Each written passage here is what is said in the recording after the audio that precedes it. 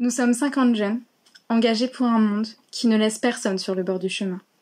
Un monde où l'éducation est un droit fondamental. Nous nous sommes engagés car nous croyons en la possibilité d'un monde plus juste, solidaire et durable. Lutter contre l'extrême pauvreté et les maladies évitables est notre mission. La solidarité internationale, la justice sociale et la dignité sont nos valeurs. Nous avons des horizons et des parcours différents. Mais aujourd'hui, nous vous interpellons car nous partageons le même constat. Monsieur le Président de la République, il faut agir.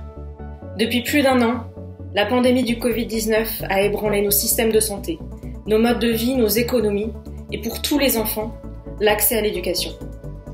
Les conséquences de la pandémie actuelle de Covid-19 sur les systèmes éducatifs sont alarmantes. Rien qu'en 2021, c'est 70 millions d'enfants, c'est-à-dire plus de la moitié des enfants de 10 ans dans le monde qui risquent de ne pas acquérir les fondamentaux de lecture et d'écriture qui leur sont demandés à cet âge. Les filles sont particulièrement touchées. 20 millions d'entre elles pourraient ne jamais retourner à l'école à la fin de la pandémie.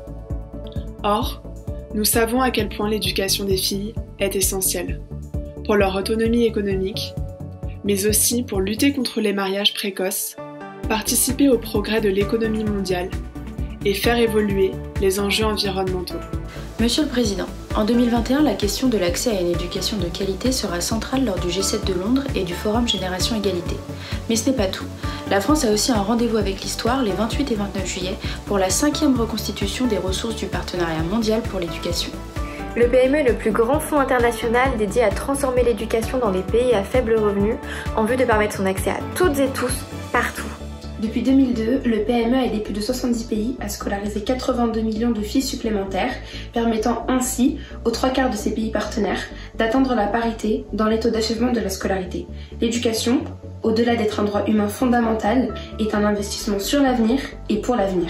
Cet investissement économique, mais profondément humain, permettra à 2 millions de jeunes filles d'échapper au mariage précoce, de sauver 3 millions de personnes et de sortir 18 millions de personnes de la pauvreté. Il est important que la France s'engage financièrement en allouant une plus grande part de son aide publique au développement aux services sociaux fondamentaux dont l'éducation. Par ailleurs, nous attendons de la France qu'elle contribue à hauteur de 500 millions d'euros lors de la reconstitution des ressources du PME. Cette somme permettrait de garantir l'apprentissage de 20 millions d'enfants, d'assurer à 16 millions d'élèves des enseignants et enseignantes formés et de scolariser 10 millions d'enfants supplémentaires dont la moitié sont des filles. La France doit prendre position et défendre un avenir dans lequel l'accès à une éducation de qualité n'est pas une question de privilège.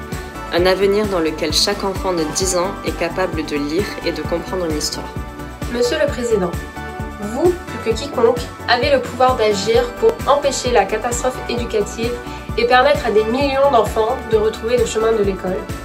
Chaque enfant devrait avoir l'opportunité de développer sa connaissance et de se construire l'avenir qu'il entend, qu'il soit à l'autre bout de la rue ou à l'autre bout du monde.